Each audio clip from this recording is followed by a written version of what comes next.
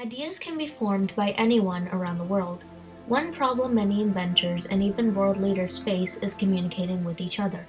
What if there was a way to communicate your ideas on a broader spectrum? France went through many political affairs in the late 1800s. Many shareholders in the Panama Canal ventures lost their money due to political mistakes. One important factor was the Dreyfus trial, which put France in a troublesome spot with many other nations. The Exposition Universelle 1900 was meant to make amends and show others that France could be trusted. While all this was happening, Germany originally wanted to hold an Exposition Universelle in Berlin. It was meant to showcase a new era. They were leaving behind a time of manufacturers and industry to technology. Paris had always held many world fairs until this point, and was shocked when Germany wanted to take away something that made France so spectacular. So they decided to host one as well. Newspapers around the globe thought it would be a good idea to see the World Fair of a new century in Paris than in Berlin. Now Paris is tasked with handling making one of the biggest universal fairs they have ever made. Then there was a civil argument through France on why Paris always held this marvelous fair. Other cities wanted to hold it, but through a vote in Senate, it was decreed that Parisians shall hold this coming fair. After all these debacles, it was announced. The Paris World Fair of 1900 would start April 15, 1900, and end November 12, 1900. Soon preparations began. 47 countries in total agreed to come to the fair. Paris also invited Germany, and they accepted. Germany and France were not allies. This act shows that the fair led to communication of nations, which can make amends. Including people from France, that would make a total of about 48,130,300 people in attendance. Alfred Pickard was the head curator of the fair. Because of the amount of exhibits the commission wanted to show, they had to use a lot of area in Paris. So they created some permanent buildings and some temporary buildings, which were taken down after the fair. These were placed along the scene. One part of the fair which stood out for me was its display of national pavilions.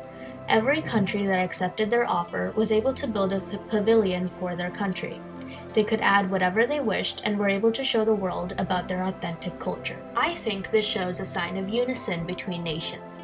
There were also pavilions for counties in France. Paris took in other wonders from countries that made inventors and philosophers feel welcome to show their ideas to the world. The people who came to this fair were astonished. In the late 1800s, most people only saw these buildings in drawings. But now, bringing together 47 countries, many adults and children were able to experience these wonders. One way to communicate different types of the arts to students is through a world fair. If kids were able to experience these things, they could see the amount of things that were available to them. They can grow up to create extraordinary buildings or inventions. If college students had more funding with their ideas, education would be a long way from here. The fair also featured many booths, cafes, and restaurants. These were perfect opportunities for small businesses to set up in. The businesses could grow their economies and put more people in jobs. If there is a person who wants to invest in something, they could easily find it roaming the streets during the fair. There were also booths for historians, educators, philosophers, scientists, and more to communicate ideas in their field. They could also make arguments on theories. Although the fair may seem splendid to go to, there were a lot of arguments in the organization of leading up to the fair. Many nations didn't like the space limitations given to their pavilions. Everyone did not get equal space, and when dealing with nations, it is crucial to have equality. There are some new and exciting things the planners took on, but they took on too much during that time period. In modern time, we can represent people and art equally, learning from the fair and the records kept of it. Another aspect is financial problems. The Paris World Fair was able to make France a lot of money, which was then used in the economical balance of France in the next era. If organized properly, a world fair can help a country get better ties with other countries and help the morale and economic value of its counties. But most people that went to the fair had to be wealthy, for the travel and living fees it cost to go were a lot. The fair also had a lot of communication through its exhibits. There were 76,112 exhibits there. Some exhibits that really mark the beginning of a new era are the Port Monumental, the Pont Alexander III, the Palace of Electricity, the Water Castle, the Palace of Optics, the Grand Rue de Chicago, the Globe Celeste, the Grand Palais, and the Petit Palais. These were all architectural attractions. The Port Monumental was the entrance of the fair. In the center was an arch surrounded by 4 towers. It was covered in lights that would shine in the night. It was covered in sculptures and art, including the symbol of France. Visitors would pass underneath it to enter the fair. Next was the Pont Alexander III. It was a long bridge that connected the pavilion to the banks of the Seine. Another was the Palace of Electricity. It had a central building surrounded by entrances to the palace. The central building held a star and a chariot carrying the statue of the Spirit of Electricity. It was covered in lights during the night. The palace was also home to the generators that worked the lights of the entire fair. In front of the castle was an extensive fountain, the Water Castle. Next, the Palace of Optics. This included many optical and scientific attractions. It held the Great Paris Exposition Telescope, of which you could see the moon from. Also, the Cinerama, a simulated voyage in a balloon with pictures projected on a circular screen, like a movie, and a sea voyage on a boat with painted paintings on the side, and the Palais des Illusions. It held optical illusions made by mirrors.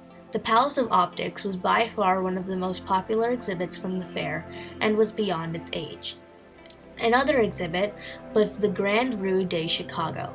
It was an enormous Ferris wheel with different carts that people could see the entire fair from. Another exhibit, the Globe Celeste. It was a globe of the world put next to the Eiffel Tower. It was covered in stars and zodiac signs on the outside, and the inside had a night sky. It was a planetarium many people enjoyed, also conveying astronomy. Finally, the Grand Palais and the Petit Palais. These buildings faced each other. They were a wonder that held many pieces of art. The Grand Palais had a main building and a science museum. It also held the world-famous Art Nouveau staircase. The Petit Palais held more sculptures of Art Nouveau. These are only a few of the attractions you could see. Art Nouveau is art that the fair made quite popular. It is art of using lines to make intricate designs. It was mostly used in interior design. It created ornament and structure through its lines. Communicating art can inspire other artists to show their feelings in an abstract way. The famous walking sidewalk also debuted at the fair. Another famous thing that was shown at the fair was the Metropolitan, or the Metro. It is a system of trains underground. The World Fair was able to show millions how easy it is to travel. Something as simple as taking a photo was even there. Many people were astounded by it, and panoramas as well. The Palace of Electricity also showed films, which were quite new at the time. And there was also a transportation building, which held some of the newest ways to travel. There was also a hot balloon race, and another invention was the first ever escalator. Cold light and X-rays were also shown here, along with wireless waves. The first electric car by Porsche was another, and the first diesel machine. Small things like this that make our lives easier became so popular at the fair. Another factor this fair contributed was just seeing people. Just being around people makes it easier to relay communicable information to others. The Paris World Fair in 1900 had communication all around it, in its buildings, its posters, its attractions, and its people. Even though it had its cons, Paris was able to pull together an amazing fair. The fair was able to balance entertaining about 50 million people and being educational as well. It was able to make inventors feel welcome by incorporating culture, making a new art style soar, showcasing photos and movies, showcasing travel, sending messages to the younger age. All in all, the fair was able to communicate ideas, not just to one company or person, but internationally. The fair celebrated the culmination of peace and technology. It is a time to go down in history.